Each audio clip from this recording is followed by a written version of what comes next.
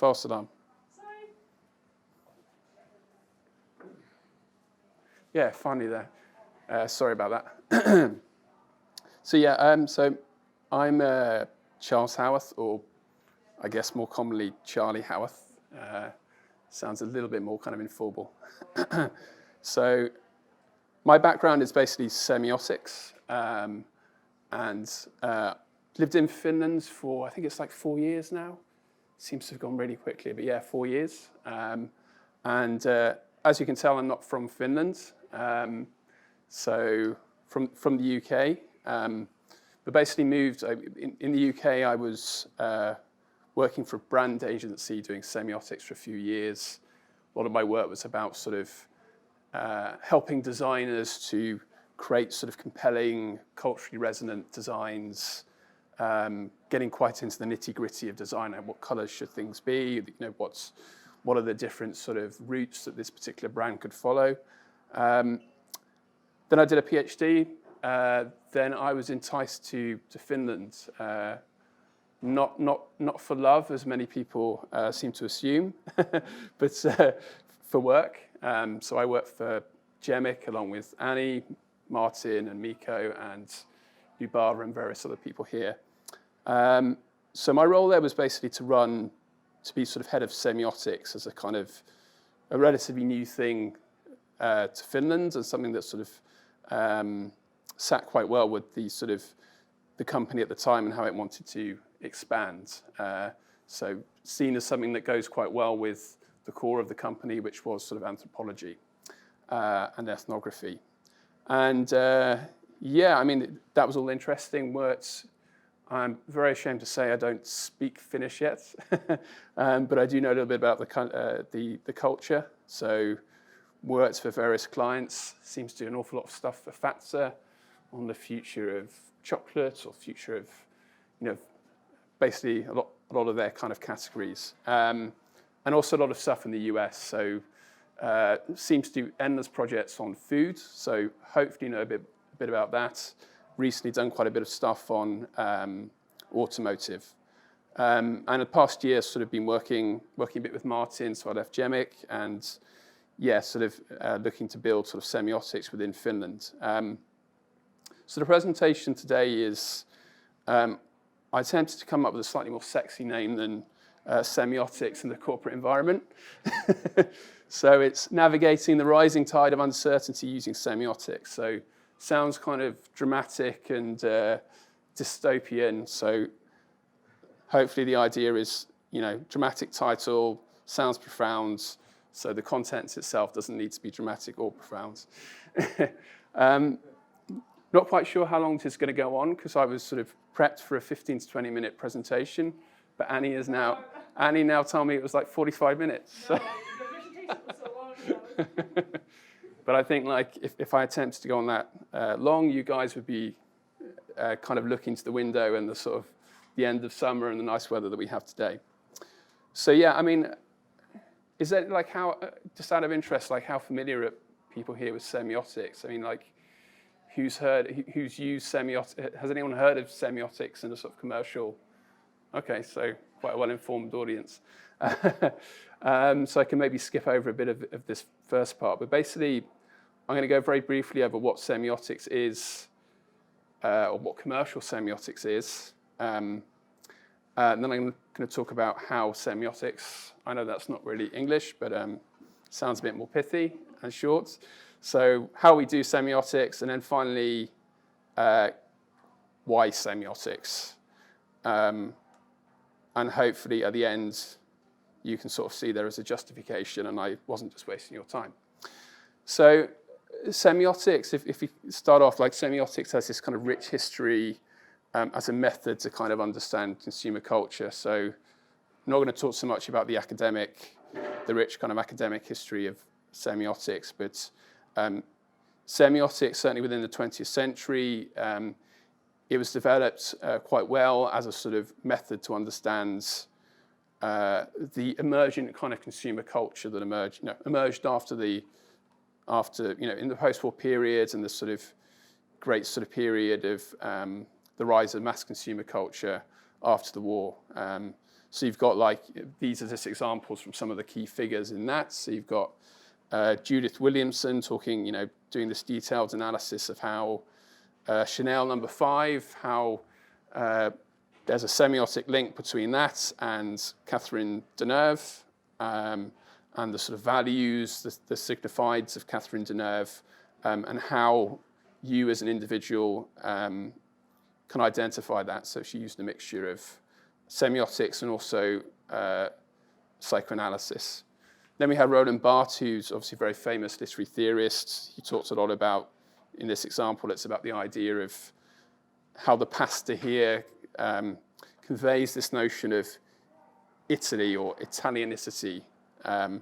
So he goes into how the mechanisms of that. And then in this final example, it's about how because a lot of semiotics is kind of interested in the structure of language. So semiotics as the study of meaning is kind of interested in kind of the oppositions that make up our world. So a very kind of clear opposition in this advert, which is the famous 1984 Ridley Scott Apple commercial, which was basically, at that time, it was about IBM versus Apple in the world of computers, and IBM as this kind of soulless, big blue kind of corporation, seen as kind of dehumanizing, and all these kind of fears that people have of technology, and Apple, and also very masculine. So within the narrative of this advert, although IBM is never referenced, it's kind of implicitly understood by the viewer to mean IBM. So the woman, and it's sort of significant that she's a woman and not a man, because IBM being a masculine sort of seen as a masculine corporation, she comes and sort of smashes and liberates people. So this very clearly creates the idea of Apple as a sort of countercultural symbol, and servitude of IBM versus freedom. So some of the oppositions here, some of which are more looking at kind of like the visual motifs, the use of the color. So you can see dark blue, IBM, all kind of foreboding, dystopian versus the kind of hope and energy represented by the red of the lady's shorts.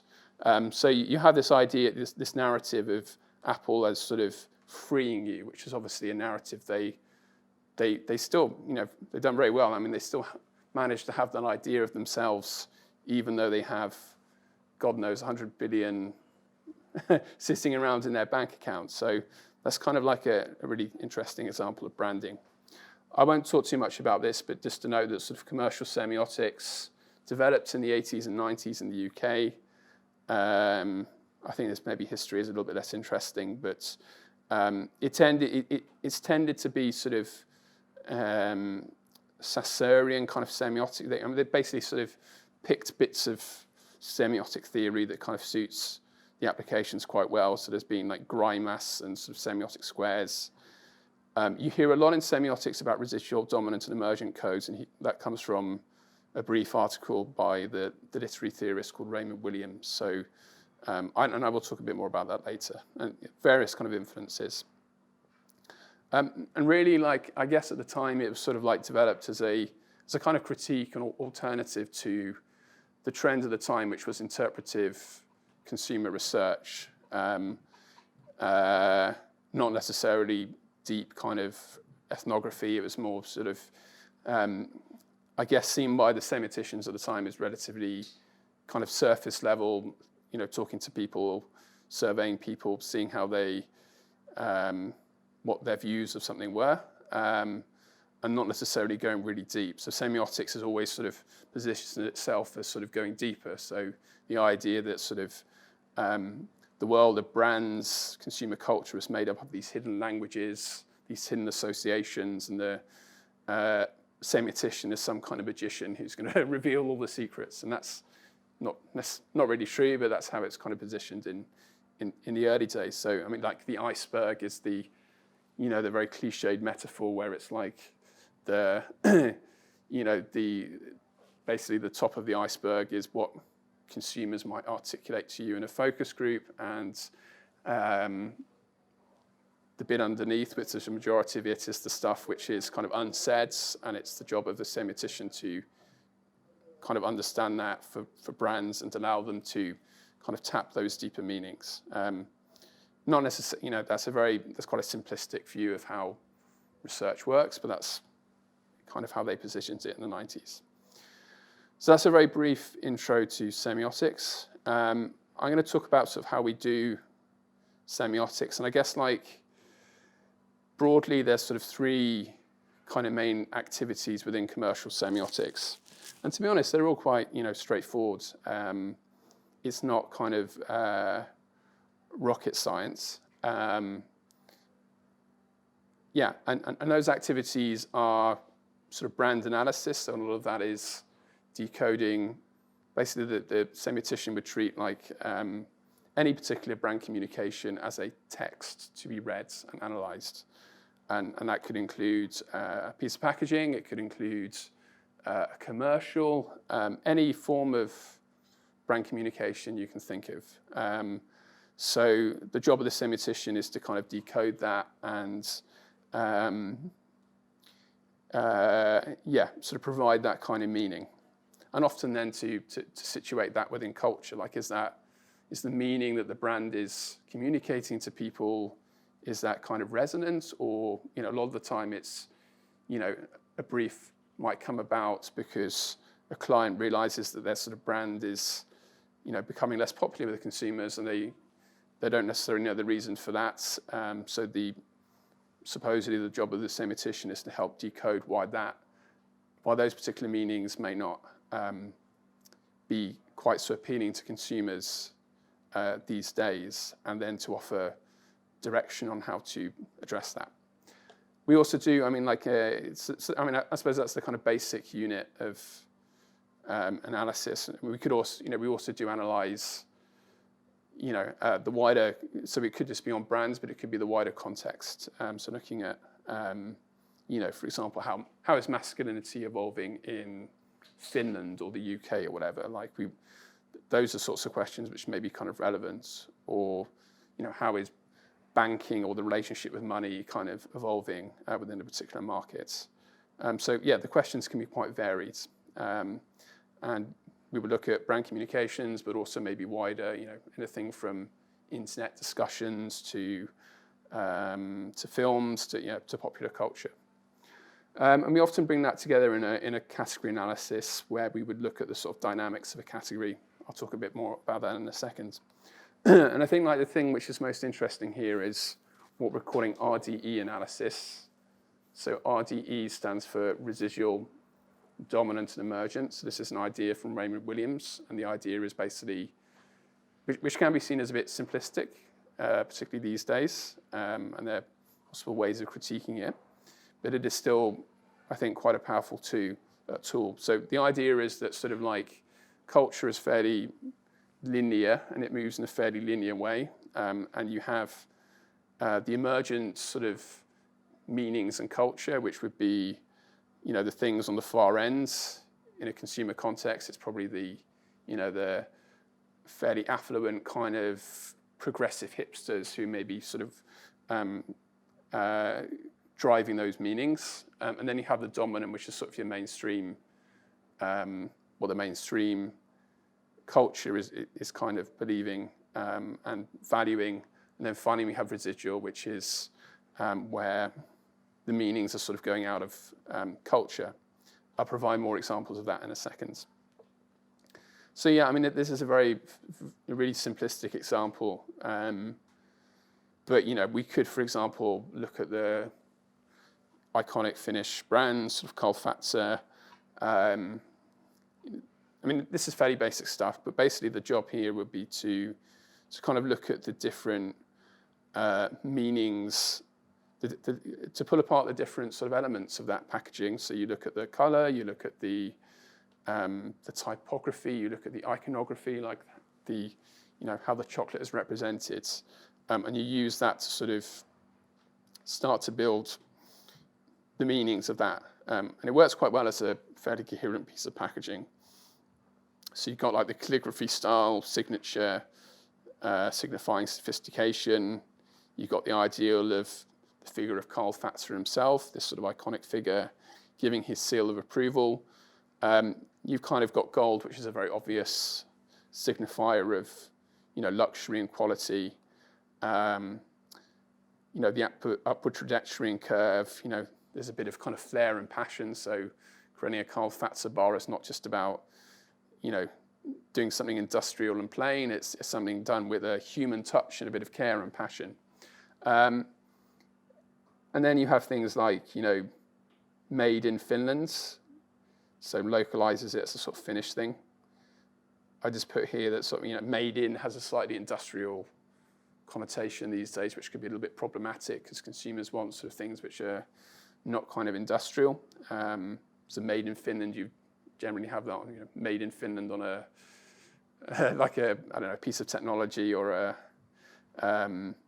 not necessarily something which is so consumery. And then the kind of white circles, which I think is quite interesting, where you get from the circle the idea of completeness. You get sort of the halo effect, like a divine purity. But it also says a lot about the experience of eating Fatzer. So the whole point of Fatzer being this kind of blue moment. It's not many chocolate brands you get in America or the UK would be all about sort of excitement and sort of like lots of bright colors everywhere. But Karl Fatzer is all about sort of like these more calming moments. And you see that very much within the advertising that Fatzer does. And I think, you guys can probably talk about this better than I can, but it probably fits quite well with the Protestant culture, Protestant roots of Finland, where actually that kind of excess is kind of frowned upon, or certainly used to be. And then you've got obviously things like the color blue, which are sort of very obvious signifiers of conservatism, royalty and quality, lapis lazuli kind of art and all that kind of stuff. So the point is, that's very basic. A lot of the time, analysis is about kind of looking at these kind of different references and how these things sort of come together to create a particular meaning. We can also, I won't go into this in much detail, but we can look at very specific things like the color yellow, like where is the color yellow used in culture? Flower, gold, sun, so it has that optimism connotation. But, like the color yellow has had these positive connotations, but also more negative connotations, like associated with jaundice or fire and danger, or even quite old-fashioned and racist anti-Semitic art, where the color yellow was quite important. So it can get, that's just to show it can get really quite specific.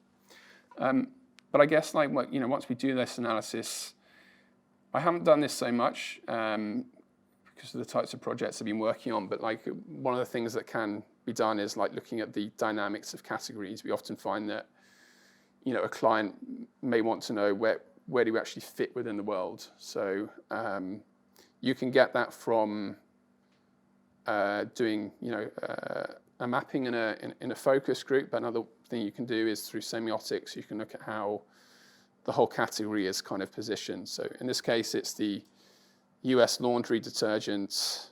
This is a bit rough and ready because it's just something I made up. We didn't do a project on this, but yeah, a lot of semiotics is about kind of looking for oppositions between things. So you see hard and soft. That's a very obvious kind of opposition.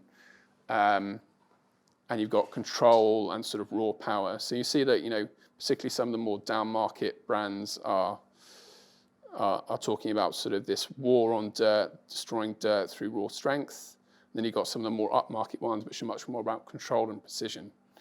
And the hard ones tend to be quite sort of chemical based, and the softer ones are talking more about sort of caring for the laundry and sort of using natural ingredients, much more kind of caring and harmonious. But I think the thing I've tended to use the most is kind of mapping of how categories kind of evolve. And I think, don't know my watch on. Let me know if I go over time. But a lot of it is, mapping the kind of, how values and ideals kind of change within the category. This is a really obvious example from US kind of shaving, because some of the work I did was with Gillette, where it kind of the idea, like Gillette, the shaving category in the US is a, classic kind of case study because it's one that's been disrupted in recent years and profoundly changed, because you've got Dollar Shave Club. You've got a situation where Gillette was the undisputed market leader, but then they faced this kind of disruption from Dollar Shave Club and other brands like Harry's, and that's partly that disruption was things like costs, but also because ideals of masculinity have fundamentally changed, and Gillette was struggling to keep up. So the Gillette man is the kind of the clean-shaven, almost 60s, 70s sort of guy, but it's not a very individualistic notion. It's the idea that to be a responsible member of society, you need to be clean-shaven. It's kind of tied in with sort of American old-fashioned ideas of sort of American corporate figure who should be clean-shaven and because beards were unhygienic and so on. But obviously that's kind of changed, where actually ideas of self-expression have come in much more, and kind of having a beard as being kind of cool, and all these questions about, those old versions of masculinity are less relevant. So the emergent meanings are much more about Harry's. There's lots of dimensions to it. So these Harry's brands and all that kind of stuff, whereas Gillette talks all about the language of technology, Harry's talks about sort of a very basic, organic experience of shaving, not relying on technology to give you the answers. Where does this all kind of lead? So can just lead to insights. Well, it should lead to insights. But yeah, a lot of the projects I've been doing have been like, what does this all mean for brands, and what sort of directions can they take? And in this example, this is for a car brand in the US, which was all about kind of adventure, going out into the wild and adventure. And within the US car category, the traditional idea has been taking your huge monstrous kind of vehicle, going into nature, tearing it all up, leaving carnage everywhere, and having fun. But actually, there's a lot of people who still want that, but there's also been this change where people want different things. They want to be kinder on nature. They want to go to nature not just to have fun, but to have like some experiences which allow them to be better persons, to transform themselves. So, within the wider, outside of cars, you see a lot of emphasis on sort of retreats in nature. Obviously, Finland's been quite good at sort of marketing those to people abroad and so on, like this idea of going back to simplicity and sort of well-being. So, these were 5 routes we kind of presented for this particular client, and you can see some are very kind of hard, talking all about the functionality, and some are much more emotional. Without reading them, you should be able to see that, hopefully, from the imageries and the colors. So the project basically ended up with one winner, and then we created very detailed design guidelines on, because this project was on designing, how should they be designing this new high-end luxury kind of vehicle. And we had, these are just, there were many more, but these are just some of the kind of guidelines we had. For example,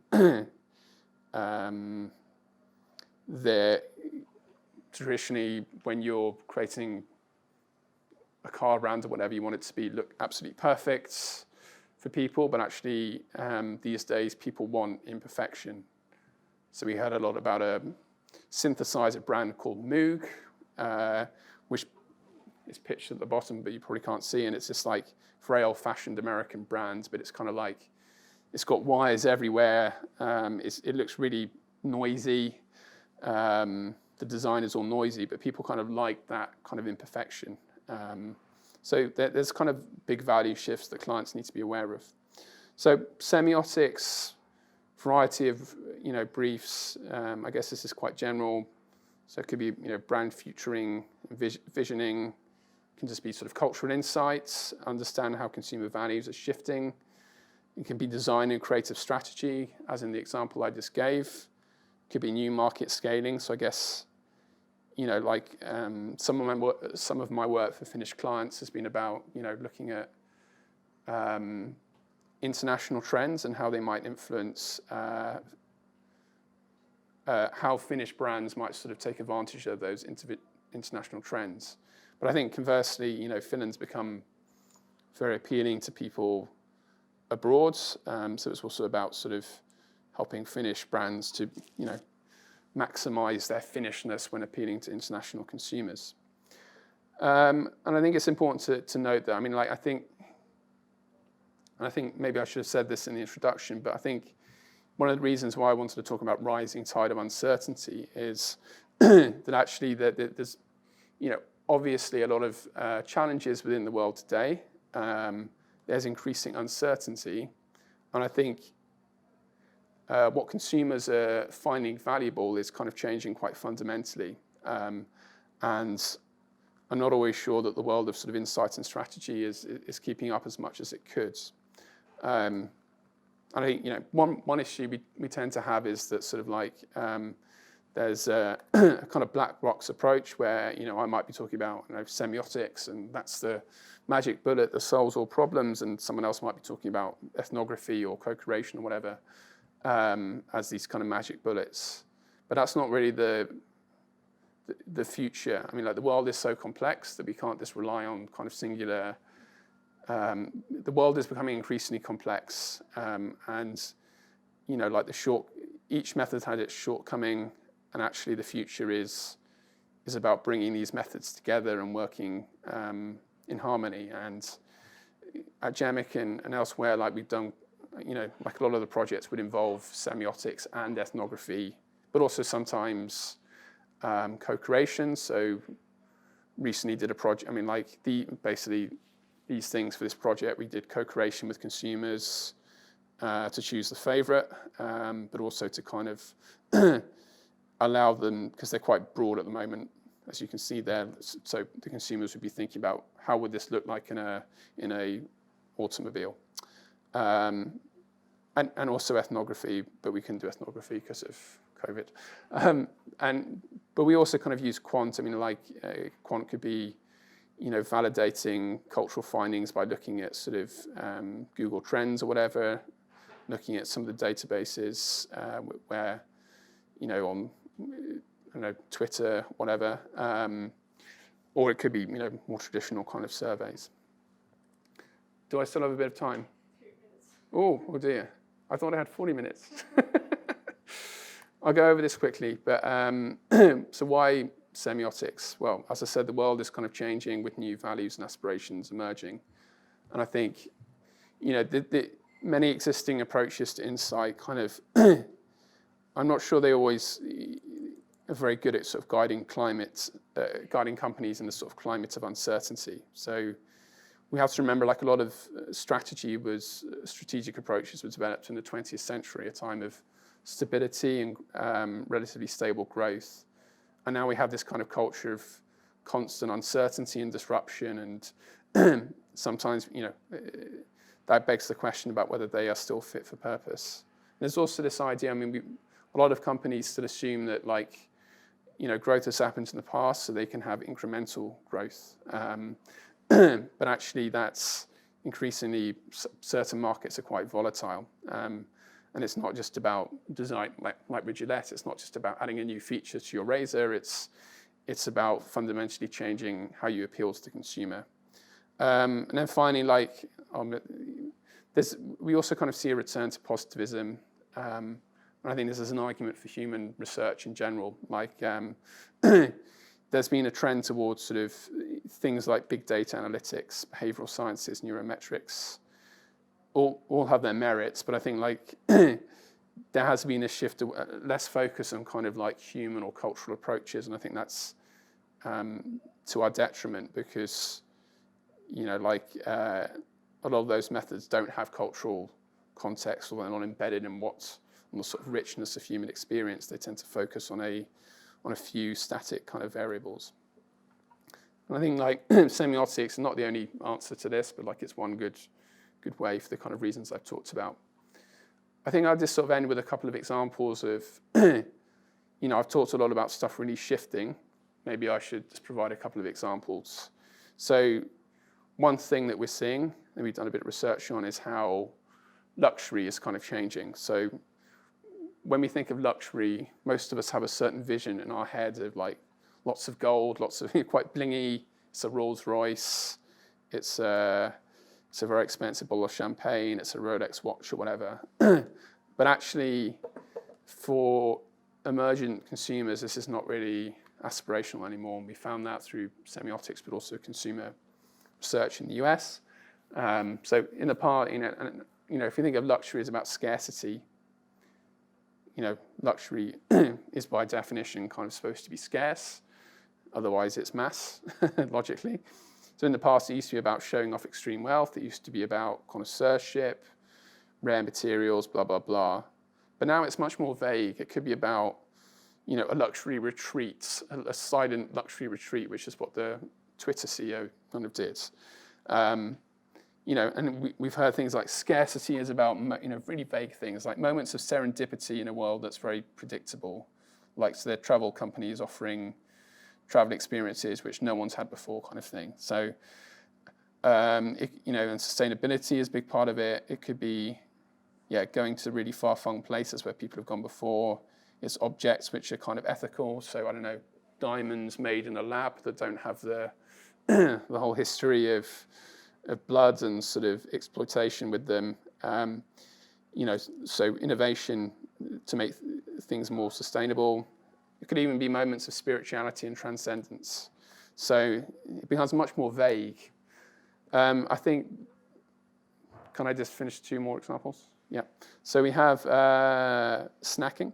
I think this is kind of interesting. And sort of this is food more in general. Like, the world of snacking has changed, and the world of health and well-being in relation to food has changed a lot. So on the left-hand side, you have so-called hedonistic snacking, which is, this is all like basically cereal bars, snack bars, just to keep it consistent. But it's all about industrial food. It's all about some enjoyment, having fortified foods that give you this boost. So that was a kind of 20th century kind of logic, and that was aspirational at the time because these things were not natural. They were getting away from tradition. They're all about scientific ingenuity, and at the time that was kind of aspirational.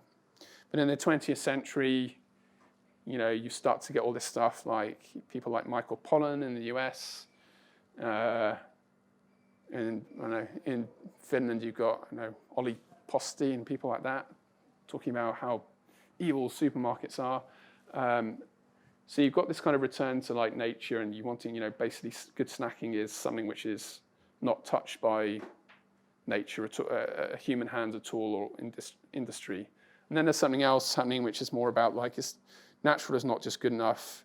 Good snacks have to make me, stronger, more intelligent, fitter. So it's kind of like there's a new attitude towards health and well-being, which is much more systemic. It's not just about, good heart health or whatever. It's about the whole works, about being emotional health, cognitive health, physical health. And then this is like a shameless attempt to suck up to you guys. If you think about which country is aspirational to people, I think it's interesting that, so basically Finland's one of the emergent examples, so that's a bit shameless, sorry. But anyway, in the past, in the I think 80s, 90s, it used to be places like London and New York which were aspirational because they represented this new kind of, and sorry, we have pictures of bankers there. I shouldn't have done that, apologies. But it used to be this kind of culture of opportunity and social mobility. So these places become,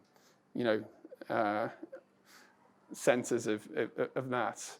And then, you know, if you got any of you guys have read like Richard Florida on the rise of the creative class, like around the millennium, you had places like Berlin or Shoreditch in London or Kallio in Helsinki becoming popular because they were like getting away from this world, and it's much more about creativity and expression, and these places which were being regenerated, but which would allow your artistic soul to come out. But then the legacy of that was not all that it promised. It was all about, it led to social inequality, the problems of gentrification, etc. So that kind of is, and actually Richard Florida has rejected his own thesis now.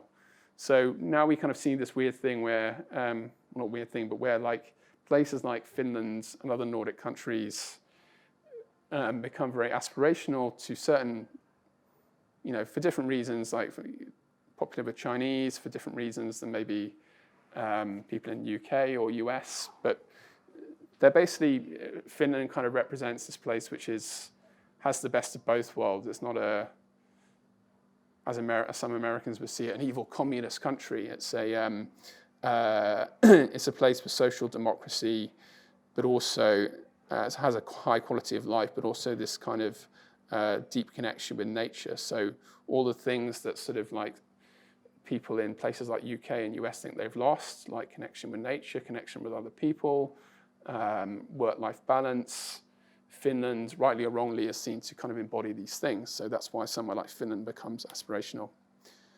I think that will do. I had a couple of slides on COVID, but I think they were just thought starters. If I've run out of time, I think I will end there. Just the last question, what are the shifts reshaping your kind of industry? So a lot of this has been about arguing that stuff in the world is changing. In Finland, it may seem that sort of change happens a bit slower because here, you know, society is more stable. It doesn't have all of the, you know, the ruptures of UK and Brexit or Trump and America and all the culture wars to the same extent. But nevertheless, in a global world, everything's kind of shifting. So yeah, I thought that was a question to leave us on. Thank you.